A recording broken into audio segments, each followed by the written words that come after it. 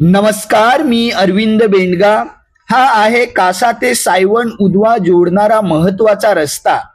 Concrete कामामुळे दोन्ही बाजूचे रस्ते खोदून टाकले आहेत आणि आता पावसात हा रस्ता पाण्याने आणि चिखलाने भरलेला आहे। रोज शेकडो प्रवासी, दुचाकीस्वार, फोर व्हीलर चालक जीव मुठीत घेऊन हा रस्ता पार करत आहेत। आतापर्यंत अनेक छोटे मोठे अपघात झाले आहेत। ग्रामस्थ प्रशासनाला विनंती करीत आहेत, तातडीने या रस्त्याची तात्पुरती दुरुस्ती करून प्रवाशांना दिलासा द्यावा। विकास कामाचं स्वागत आहे, पण नागरिकांच्या सुरक्षेच्या किमतीपेक्षा विकास महत्वाचा नाही।